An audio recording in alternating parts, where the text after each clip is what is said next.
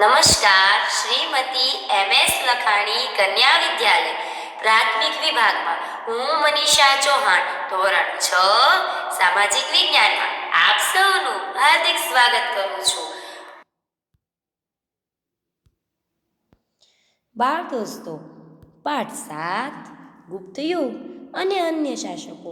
મેં તમને આ પાઠમાં ગુપ્ત યુગના શાસકો જેવા કે ચંદ્રગુપ્ત, સમ્રાટ સમુદ્રગુપ્ત, સમ્રાટ ચંદ્રગુપ્ત બીજો અથવા વિક્રમાદિત્ય, કુમારગુપ્ત પહેલો, સ્કંદગુપ્ત આમની વાત કરી હતી. આ પછી મેં તમને ગુપ્ત યુગની આર્થિક સ્થિતિની વાત કરી હતી. આ ઉપરાંત તેની સાથે ધાર્મિક સ્થિતિ, ગુપ્ત યુગની સાંસ્કૃતિક સ્થિતિ, ગુપ્ત યુગમાં વિજ્ઞાનની સ્થિતિ જેવી વાત કરી હતી. બાળ દોસ્તો, આજે મારે તમને તેમાં જ તેની સાથે સંકળાયેલા સમ્રાટ હર્ષવર્ધન વિશે વાત કરવાની છે. ગુપ્ત યુગ પછી પ્રાચીન ભારતના મહત્વપૂર્ણ રાજ્યોમાં હર્ષવર્ધનનું રાજ્ય ગણાય છે. તેઓ થાણેશ્વરના પુષ્યભૂતિ વંશના હતા. હર્ષવર્ધન ક્યાં વંશના હતા બાળ દોસ્તો? તો કે પુષ્યભૂતિ વંશના. પ્રભાકર વર્ધનના પુત્ર, તેમના પિતાનું નામ શું હતું? તો કે પ્રભાકર વર્ધન. પુત્ર રાજ્યવર્ધન અને હર્ષવર્ધન હતા. જ્યારે તેમની પુત્રી રાજ્યશ્રી હતી. રાજ્યશ્રી કનોજના રાજા ધ્રુવ વર્માને પરણી હતી. ગોંડ રાજવી શશાંક અને માલવ રાજે રાજ્યશ્રીનું અપહરણ કરી રાજ્ય પર આક્રમણ કરતા મોટી કટોકટી ઊભી થઈ. રાજ્યવર્ધનનું મૃત્યુ અને રાજ્યશ્રીને બચાવવા જતાં થયું હતું. એટલે કે આવી કટોકટી ભરી પરિસ્થિતિમાં ઈસવીસન 606માં સમ્રાટ હર્ષે રાજ્યારોહણ કર્યું. એટલે કે તેમના જીવનમાં કેવી કપરી પરિસ્થિતિ હતી? તો કે હું તમને જણાવું કે તેઓના પિતાશ્રીનું મૃત્યુ પામ્યા અને ભાઈ પ્રભાકર વર્ધન અને હર્ષવર્ધન હતા. જ્યારે તેમની પુત્રી રાજ્યશ્રીનું શશાંકના રાજા ગોંડે અપહરણ કર્યું ત્યારે તેમને રાજ્યવર્ધન બચાવવા ગયો અને રાજ્યવર્ધનનું આ યુદ્ધમાં મૃત્યુ થયું. અને આવી કપરી પરિસ્થિતિમાં સમ્રાટ હર્ષવર્ધન રાજા બન્યા હતા. ઈસવીસન 606માં સમ્રાટ હર્ષે રાજ્યારોહણ કર્યું. તેમણે રાજ્યશ્રીને બચાવ્યા. એટલું જ નહીં, રાજ્યશ્રીનું રાજ્ય કનોજ અને થાણેશ્વર એમ બંને રાજ્ય પર પોતાનું યોગ્ય શાસન શરૂ કર્યું. એટલે કે બાળ દોસ્તો, ઈસવીસન 606માં સમ્રાટ હર્ષે રાજ્યારોહણ કર્યું. તેમણે રાજ્યશ્રીને બચાવ્યા. એટલું જ નહીં, રાજ્યશ્રીનું રાજ્ય કનોજ અને થાણેશ્વર એમ બંને રાજ્યો પર પોતાનું યોગ્ય શાસન શરૂ કર્યું. હર્ષવર્ધન પ્રાચીન ભારતના છેલ્લા મહાન સમ્રાટ હતા. એટલે કે જે પ્રાચીન ભારત હતું તેનો છેલ્લા મહાન સમ્રાટ હર્ષવર્ધન હતા. આ ઉપરાંત તેમણે મગધ, ઓડિશા, શાશ્વત, ગોંડ, મિથિલા સુધી પોતાનું સામ્રાજ્ય ફેલાવ્યું હતું. તેના સમકાલીન રાજ્યોમાં વલ્લભીના મૈત્રક રાજા ધ્રુવસેન અને તેના જમાઈ હતા. દક્ષિણમાં પુલિકેશી બીજો સૌથી શક્તિશાળી રાજા હતો. હર્ષવર્ધન અને પુલિકેશી વચ્ચે થયેલા નર્મદાના યુદ્ધમાં સમ્રાટ હર્ષનો પરાજય થયો. એટલે કે છેલ્લા નર્મદાના યુદ્ધમાં સમ્રાટ હર્ષનો પરાજય કોની સાથે? તો કે પુલિકેશી સાથે તેનો પરાજય થયો. હર્ષ મોટે ભાગે નર્મદાથી ઉત્તરના શક્તિશાળી રાજા ગણાતો હતો. આ ઉપરાંત તમે જુઓ તો કે સમ્રાટ હર્ષનું સાંસ્કૃતિક પ્રદાન પણ ખૂબ જ અગત્યનું હતું. એટલે કે હર્ષ તમે જુઓ કે મહાન શાસકોમાં તો હતું, તેનો તમે વિસ્તાર જોયો. તેઓએ ઉત્તર સુધી પોતાનું શાસન ફેલાવ્યું હતું. આ ઉપરાંત તેઓ દક્ષિણના રાજા પુલકેશી વચ્ચે થયેલા યુદ્ધમાં તેનું હાર પણ થઈ હતી. છતાં સમ્રાટ હર્ષનું તમે જુઓ તો કે સાંસ્કૃતિક પ્રદાન બહુ જ અગત્યનું હતું. તેમના સમયમાં સમ્રાટ હર્ષના સમયમાં તમે જોઈ શકો તો કે સમ્રાટ હર્ષના સમયમાં મહાન ચીની યાત્રી યુએન ત્સાંગ ભારત આવ્યા હતા. એટલે કે સમ્રાટ હર્ષના સમયમાં પ્રાચીન ચીની યાત્રી યુએન સાંગ, જે મેં અહીંયા ફોટો દર્શાવ્યો છે, તે તેમના રાજ દરબારમાં રહ્યા હતા. હર્ષ શૈવ ભક્ત હતા અને પછીથી બૌદ્ધ ધર્મના મહાન અનુયાયી બન્યા. તેમણે કનોજમાં યુએન સ્વાંગના અધ્યક્ષપદે એક ધર્મ પરિષદનું આયોજન કર્યું. એટલે કે બાળ દોસ્તો, ધર્મ પરિષદ એટલે કેવું, તો કે એક ધર્મ પરિષદનું નાનકડું આયોજન થાય, તેમાં બધા ધર્મ સાથે સંકળાયેલી વાતો, નવું ધર્મની બાબતો, ધર્મનું ઉચ્ચારણ અને ધર્મ સાથે સંકળાયેલા સાહિત્યક ખજાનાઓની આયોજન થતું. અને આમાં સમગ્ર રાજાઓ અધ્યક્ષપદે હોય અને તેઓ ધર્મ પરિષદ દ્વારા ધર્મનો ફેલાવો પ્રચાર બને તેવો મહત્વનો હેતુ હતો. બુદ્ધની પ્રતિમાને હાથીની અંબાડી પર મૂકી તેની પૂજા કરાવી, સ્થાપિત કરી. મહાયાન અને હીનયાન સંપ્રદાયો વિશે આ પરિષદમાં ગોષ્ઠી યોજાઈ હતી. હવે તેઓને ધર્મ પરિષદમાં શું હતું, તો કે બુદ્ધની પ્રતિમાને હાથીની અંબાડી પર મૂકી, બાળ દોસ્તો, બુદ્ધની પ્રતિમાને હાથીની અંબાડી પર મૂકી તેની પૂજા કરાવી, સ્થાપિત કરી હતી. મહાયાન અને હીનયાન સંપ્રદાયો વિશે આ પરિષદમાં ગોષ્ઠી એટલે કે ચર્ચા થઈ હતી.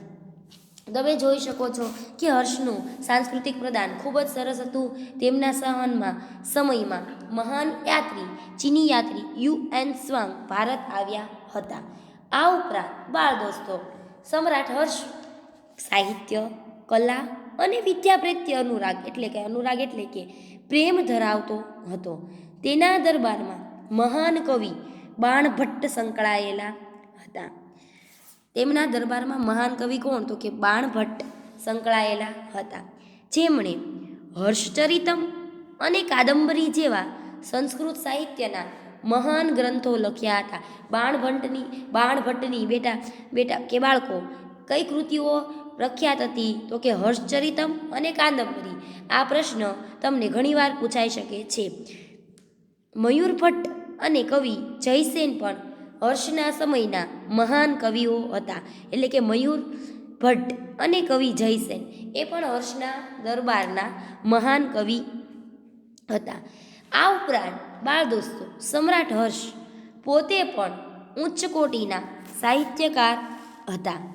તેમણે પ્રિયદર્શિકા અને રત્નાવલી નામના 2 નાટકોની રચના કરી હતી. સાથે સાથે ભગવાન બુદ્ધની જાતક કથા ઉપરથી નાગાનંદ નામનું વિશિષ્ટ નાટક પણ લખ્યું હતું. એટલે કે તમે જોઈ શકો છો કે તે સમયે હર્ષવર્ધને પણ તેમના 2 નાટકોની રચના કરી. કયા તો કે પ્રિયદર્શિકા અને રત્નાવલી. આ ઉપરાંત તેમણે વિશિષ્ટ નાટક લખ્યું, તેનું નામ હતું નાગાનંદ. આ હર્ષવર્ધનની રચના હતી. એટલે કે આ પરથી તમે જાણી શકો છો કે સમ્રાટ હર્ષ સાહિત્ય, કલા અને વિદ્યા પ્રત્યે ખૂબ જ અનુરાગ ધરાવતા હતા. આ ઉપરાંત બાળ દોસ્તો, હર્ષ અન્ય દેશો સાથે પણ મૈત્રી સંબંધો બાંધ્યા હતા. તેમણે પોતાના દૂત મંડળને ચીન મોકલ્યા હતા. તે જ રીતે ચીનથી ભારતમાં ચીનના દૂત મંડળે મુલાકાત લીધી હતી. આ દ્રષ્ટિએ સમ્રાટ હર્ષ એક ઉચ્ચ કોટીના શાસક, વિજેતા, વહીવટીકર્તા અને સાહિત્યકર્તા હતા. તેમણે નાલંદા વિદ્યાપીઠને નિભાવવા માટે 100 ગામ ભેટમાં આપ્યા હતા. એટલે કે નાલંદા વિદ્યાપીઠમાં નિભાવવા માટે એટલે કે તેના ખર્ચ માટે તેમણે નાલંદા વિદ્યાપીઠને 100 ગામ ભેટમાં આપ્યા હતા. આમ તમે જુઓ તો કે ગુપ્ત યુગ પછી પ્રાચીન ભારતમાં જો કોઈ મહત્વપૂર્ણ રાજ્ય ગણાતું તો કે તે હર્ષવર્ધનનું રાજ્ય ગણાતું હતું. અને આ રાજાઓમાં હર્ષવર્ધન ભારતના કદાચ છેલ્લા મહાન સમ્રાટ હતા. આમ હર્ષવર્ધન વિશે મેં તમને ટૂંકમાં માહિતી આપી. ત્યારબાદ છે બાળ દોસ્તો પુલકેશી બીજો. તો કે પુલકેશી બીજો જે સમ્રાટ હર્ષના સમકાલીન રાજાઓમાં સૌથી શક્તિશાળી ચાલુક્ય વંશી રાજા પુલકેશી બીજા હતા. તેમણે મહારાષ્ટ્રમાં રાષ્ટ્રકૂટો પાસેથી સત્તા આંચકી લઈ રાજ્ય સ્થાપ્યું. તેમણે કેવી રીતના તેમનું રાજ્ય સ્થાપ્યું હતું, તો કે મહારાષ્ટ્રમાં જે રાષ્ટ્રકૂટ વંશો હતા તેની પાસેથી સત્તા લઈ લીધી અને પોતાનું રાજ્ય સ્થાપ્યું. પુલકેશી બીજાએ 40 વર્ષ જેટલા લાંબા સમય સુધી શાસન કર્યું હતું. તેણે જ મહાન સમ્રાટ હર્ષને પણ હરાવ્યા હતા. તે મહાન વિજેતા હતા. તેણે દક્ષિણ ભારતના કદંબો, માહેશ્વરના ગંગો, કોંકણના મૌર્યોને હરાવી દક્ષિણ પંથના સ્વામીનું બિરુદ પ્રાપ્ત કર્યું. એટલે કે તેઓને દક્ષિણ પંથ સ્વામીનું બિરુદ કેવી રીતે પ્રાપ્ત કર્યું એમ પણ પૂછાય તો કે તેઓએ દક્ષિણ ભારતના કદંબો, માહેશ્વરના ગંગો, કોંકણના મૌર્યોને હરાવ્યા હતા. લાટ, માલવ અને ગુર્જરોને પણ તેણે હરાવ્યા હતા. કર્ણાટક, મહારાષ્ટ્ર અને કોંકણ એ સમગ્ર વિસ્તારનો તે સ્વામી હતો. હર્ષની જેમ તેણે પણ અન્ય દેશો સાથે સંબંધો વિકસાવ્યા હતા. તેણે ઈરાનમાં પોતાના રાજદૂતોને મોકલ્યા હતા. ઈરાનના શહેનશાહ ખુશરો બીજા તેના મિત્ર હતા.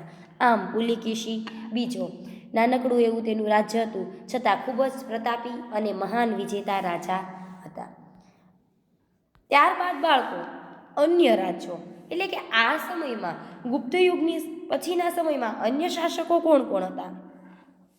તો કે આ સમયે અન્ય રાજ્યોમાંથી કાંચીના પલ્લવો, રાજસ્થાનના ગુર્જર પ્રતિહારો, વલ્લભીના મૈત્રકો, દક્ષિણ ગુજરાતમાં ગુર્જરો, કાશ્મીરમાં કર્કટકો વગેરેનો સમાવેશ થાય છે. જેમાં કાંચીના પલ્લવો સ્થાપત્ય અને કલાને લીધે પ્રખ્યાત થયા હતા. તેમણે બ્રહ્મા, વિષ્ણુ, મહેશની અનેક મૂર્તિઓ શિલાઓમાં કંડારી મંદિરો બંધાવ્યા હતા. મહાબલીપુરમના સમુદ્ર તટે રથ મંદિરો બંધાવનારા પલ્લવોએ ભારતની સાંસ્કૃતિક સમૃદ્ધિમાં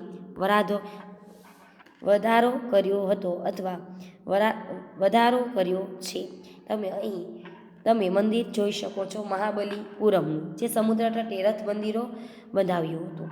કાંજીવરમમાં તેમણે બંધાવેલું કૈલાસનાથ મંદિર તે સમયનું સૌથી શ્રેષ્ઠ મંદિર ગણાવી શકાય. આ થયા અન્ય શાસકો. બાળ દોસ્તો, અહીં પાઠ 7 ગુપ્ત યુગ અને અન્ય શાસકો જે અહીં પૂર્ણ થાય છે. તેમાં મેં તેમના મહાન સમ્રાટો વિશે સમજાવ્યું. આ ઉપરાંત તે સમયમાં થયેલી તે યુગની સ્થિતિ વિશે સમજાવ્યું અને ગુપ્ત યુગ બાદ એટલે કે તેના પછીના સમયમાં જે મહત્ત્વના 2 શાસક હતા, આજે મેં તમને તેમની વાત કરી. સમજાઈ ગયો ને આ પાઠ? અને તમને સમજાઈ જશે તેવી આશા સાથે હવે એક નવા પાઠના વિડીયો સાથે ફરી મળશું. ત્યાં સુધી આવજો. Bye bye.